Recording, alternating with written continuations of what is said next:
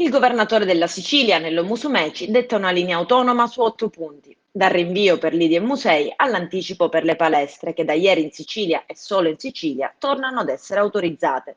Ma l'attenzione di tutti è calamitata sulla vicenda mascherine, tanto da spingere ieri in serata la Regione a precisare la propria linea. Il dibattito per tutto il giorno si è focalizzato sull'ordinanza non chiarissima che impone l'utilizzo dei dispositivi di protezione nei luoghi pubblici, dunque sulla carta anche in strada. E in mattinata Musumeci, sulla 7, aveva minacciato sanzioni. In serata a fare chiarezza ci pensa però una nota dell'assessore alla salute. Qualora un cittadino si trovasse per strada da solo, si legge, o comunque ben distanziato da altri soggetti, l'uso del dispositivo di protezione non è obbligatorio, ma resta l'obbligo di averlo sempre con sé. Questa norma, scandiscono dall'entourage di Musumeci, ricalca quelle di altre regioni.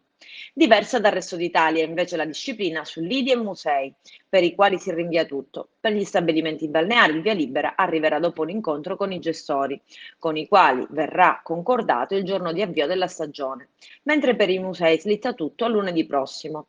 Possono già ripartire invece i parchi archeologici, anche se la maggior parte riaccenderà i motori a metà settimana. Le palestre, che nel resto del paese dovranno restare chiuse ancora per una settimana, al di qua dello stretto possono invece riaprire. Le piscine riapriranno lunedì.